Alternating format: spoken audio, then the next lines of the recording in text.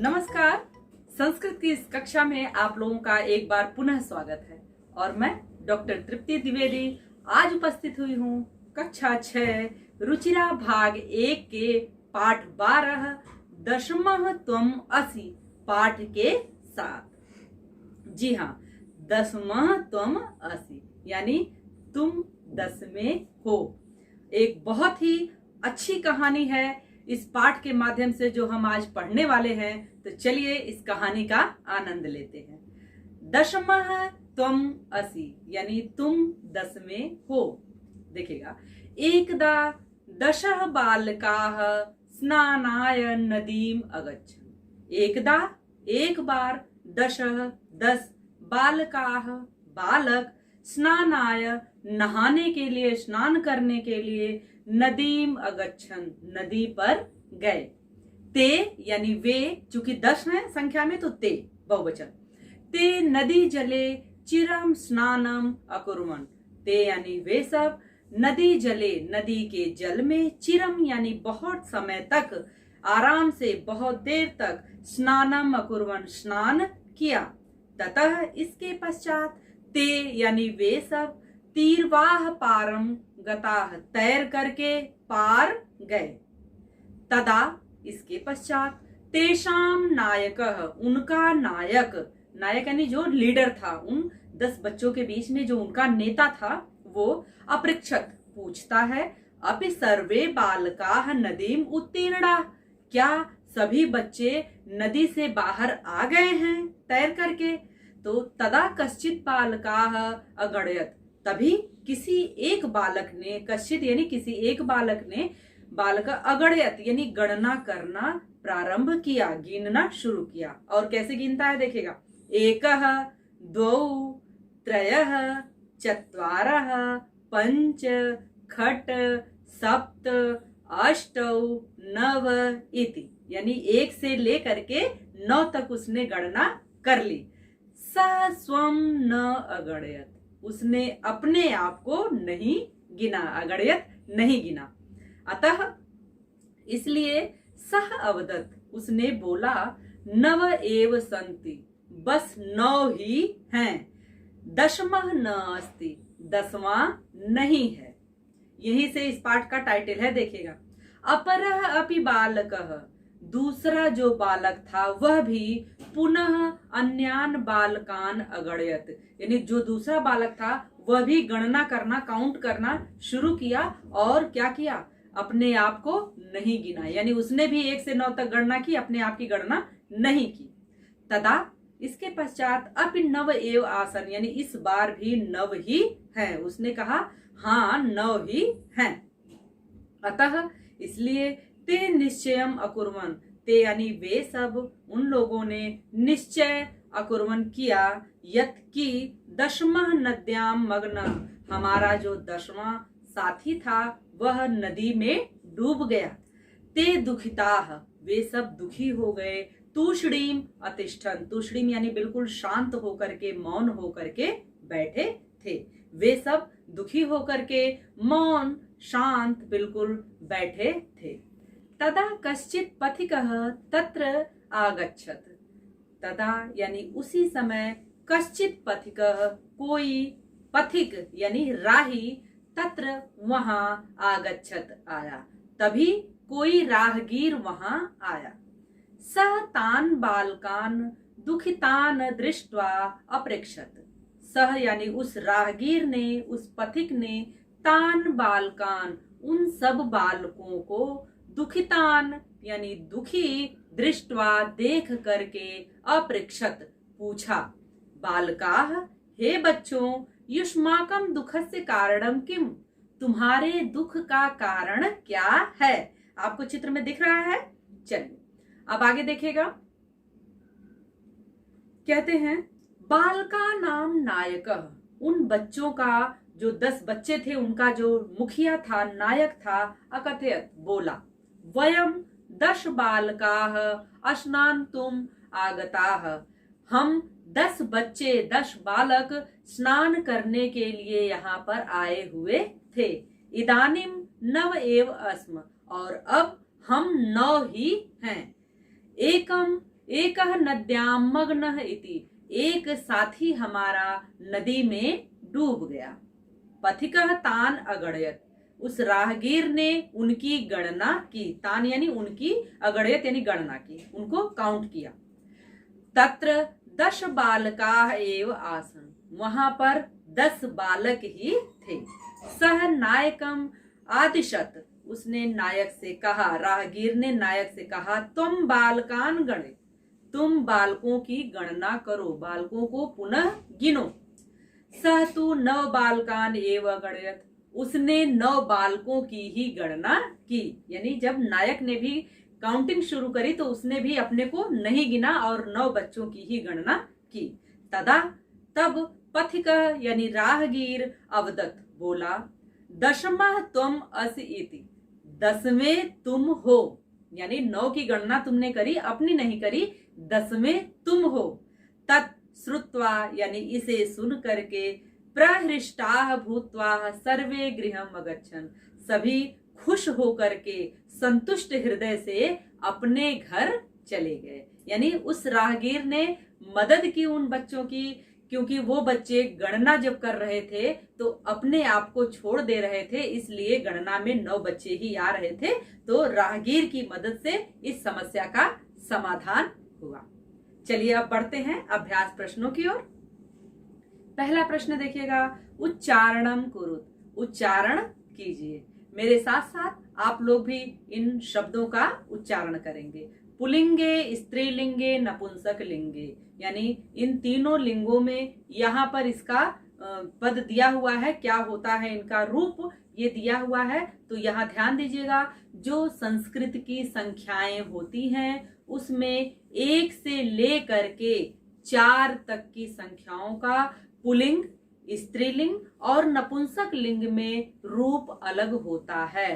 5 से प्रारंभ करके आगे तीनों लिंगों में रूप एक जैसा तीनों वचन में रूप एक जैसा चलता है। 5 में से पुलिंग में, स्त्रीलिंग में और नपुंसक लिंग में। तो ये ध्यान रहे, यानी गिनती जब आपको संस्कृत में याद करनी है तो आपको 1, 2, 3, 4 इन 4 संख्याओं के स्त्रीलिंग, पुलिंग और नपुंसक लिंग में अलग अलग रूप बनते हैं, यह ध्यान देना है। तो चलिए देखिए, एकः, एका, एकम, यानी एकः पुलिंग में बनेगा, स्त्रीलिंग में एका बनेगा और नपुंसक लिंग में एकम बनेगा। ऐसे ही द्वौ, द्वे, द्वे, पुलिंग में द्वौ, स्त्रीलिंग में द्वे और नपुंसक लिंग में भी द्वे ही बनेगा। त्रयः, तिस्रः, त्रीणि, यह 3 का बनेगा। त्रयः पुलिंग, तिस्रः स्त्रीलिंग और त्रीणि नपुंसक लिंग। चत्वारः, चतस्रः, चत्वारि, यह चत्वारः जो है पुलिंग बनेगा, चतस्रः स्त्रीलिंग बनेगा और चत्वारि नपुंसक लिंग में बनेगा। और आगे से बिल्कुल वैसे ही चलेगा तीनों लिंगों में, जैसे पंच, पंच, पंच। तो ये ध्यान दीजिएगा आप लोग, यानी गिनती जब भी आपको याद करनी है, कंठस्थ करना है, तो ये ध्यान देना है कि 1 से लेकर के 4 तक की संख्या में पुल्लिंग, स्त्रीलिंग और नपुंसक लिंग का रूप अलग होता है। चलिए दूसरा प्रश्न देखते हैं। प्रश्नानाम उत्तराणि लिखत, प्रश्नों को ध्यान से पढ़ करके इनका उत्तर लिखना है। पहला प्रश्न देखिएगा, कति बालका स्नानाय आगच्छन्, कितने बच्चे नहाने के लिए आए हुए थे? तो 10 बालका स्नानाय आगच्छन्, 10 बच्चे स्नान करने के लिए आए हुए थे। ते स्नानाय कुत्र आगच्छन्, वे स्नान करने के लिए कहाँ गए थे? तो उत्तर होगा ते स्नानाय नदीम आगच्छन्, वे स्नान करने के लिए नदी पर गए थे। ते कम निश्चयम अकुर्वन्, उन्होंने क्या निश्चय किया? तो उत्तर है ते निश्चयम अकुर्वन्, उन्होंने यह निश्चित किया कि 10वां नद्याम मग्न, हमारा 10वां साथी नदी में डूब गया। मार्गे कह अगच्छत्, मार्ग में यानी रास्ते में कौन आ गया? तो मार्गे पथिकः आगच्छत्, मार्ग में रास्ते में राहगीर एक पथिक आ गया। पथिकः किम अवदत्, उस राहगीर ने क्या बोला? तो उत्तर होगा पथिकः अवदत् दशमः त्वम असि, यानी 10वें तुम हो, ऐसा उस राहगीर ने बोला। चलिए अब तीसरे प्रश्न की ओर बढ़ते हैं। अब यहां देखिएगा, शुद्ध कथना नाम समक्षम आम, अशुद्ध कथना नाम समक्षम न इति लिखत, यानी जो कथन सही है उसके सामने आपको आम लिखना है और जो कथन गलत है उसके सामने आपको न लिखना है। चलिए पहला देखते हैं वाक्य, 10 बालकाः स्नानाय अगच्छन्, तो बिल्कुल सही है आम। सर्वे वाटिकायाम अभ्रमण, सभी लोग वाटिका में घूम रहे थे, तो गलत है, इसलिए न। ते वस्तुतः 9 बालकाः एव आसन्, वे वास्तव में 9 बच्चे ही आए थे, तो गलत, इसलिए न। बालकः स्वयं न अगणयत्, बच्चे अपने आप को नहीं गिन रहे थे, बिल्कुल सही है ये बात, तो इसलिए आम। एकः बालकः नद्याम मग्नः, एक बच्चा नदी में डूब गया, तो यह गलत है, तो इसलिए न। ते सुखिताः तूष्णीम अतिष्ठन्, वे खुश होकर के चुपचाप बैठे थे, नहीं, वे दुखी होकर के बैठे थे, इसलिए वाक्य में न आएगा। कोऽपि पथिकः न आगच्छत्, कोई राहगीर नहीं आया, तो यह वाक्य गलत है, इसलिए न। नायकः अवदत् 10 त्वम असि इति, नायक ने बोला कि 10वें तुम हो, नहीं, यह वाक्य गलत है, क्योंकि नायक ने नहीं, राहगीर ने कहा था कि 10वें बच्चे तुम हो, तो इसलिए इसके सामने न लिखा जाएगा।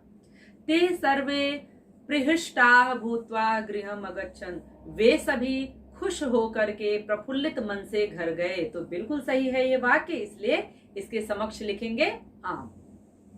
चलिए बढ़ते हैं चौथे प्रश्न की ओर।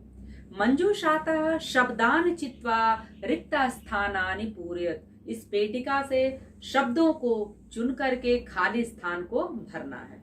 अब देखिएगा यहाँ, ते बालकाः नदीम उत्तीर्णाः, तो कैसे बच्चे नदी को पार किए, तो तीरवाह, यानी तैर करके। पथिकाः बालकान दुखितान अपृक्षत, पथिक ने, राहगीर ने बच्चे को दुखी और पूछा, तो क्या करके दुखी, दुखी देख करके पूछा, तो भरा जाएगा यहाँ दृष्ट्वा, दुखितान दृष्ट्वा अपृक्षत। पुस्तकानि डैश विद्यालयम गच्छ, पुस्तकों को क्या करके विद्यालय जाओ, तो गृहीत्वा, यानी ले करके, पुस्तक ले करके विद्यालय जाओ, पुस्तकानि गृहीत्वा विद्यालयम गच्छ। पथिकस्य वचनम श्रुत्वा सर्वे प्रमुदिता गृहम अगच्छन्त, राहगीर की बात को सुन करके सभी खुश होकर के घर गए।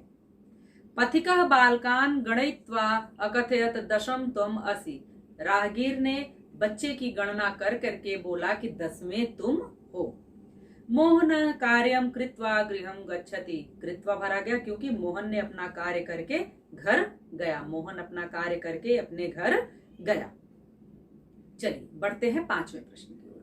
पांचवा प्रश्न है कि चित्राणि दृष्ट्वा संख्या लिखतः, यहाँ कुछ चित्र आपको दिए हुए हैं, उनको आपको ध्यान से देखना है, काउंट करना है और उनकी संख्या लिखना है, सिर्फ संख्या लिखनी है। और संख्या के बारे में पहले प्रश्न में हमने पढ़ा है कि 1 से लेकर 4 संख्या जो होती है वह स्त्रीलिंग, पुल्लिंग और नपुंसक लिंग में अलग अलग होती है, तो इस बात का यहाँ ध्यान रखिएगा। चलिए अब यहाँ देखिएगा, पहले चित्र में गेंद दी हुई है और जिसको संस्कृत में कहते हैं कंदुक। अब एक गेंद होती तो कंदुक होता, अब चूंकि यहाँ पर बहुत सी गेंद है तो इसलिए कंदुकान है, और खाली जगह पे आपको उस गेंदों की संख्या भरनी है। तो गेंद पहले आप काउंट करेंगे, कंदुकान को काउंट करेंगे, कितने हैं, 1 2 3 4 5 6 7 8, तो आप लिखेंगे अष्ट कंदुकानी। दूसरे में देखिएगा, 3 गौरैया बैठी हुई है जिनको संस्कृत में चटकाह कहते हैं, और 3 है तो संस्कृत में चटकाह यानी स्त्रीलिंग में तिस्रह बनता है, ये ध्यान दीजिएगा, तिस्रह चटकाह। अब देखिए पुस्तक क्या है, नपुंसक लिंग है। अगले चित्र में आपको पुस्तक दिया हुआ है और पुस्तक शब्द में नपुंसक लिंग में एक का नपुंसक लिंग का एक वचन का रूप बनता है एकम, तो क्या हो जाएगा, एकम पुस्तकम।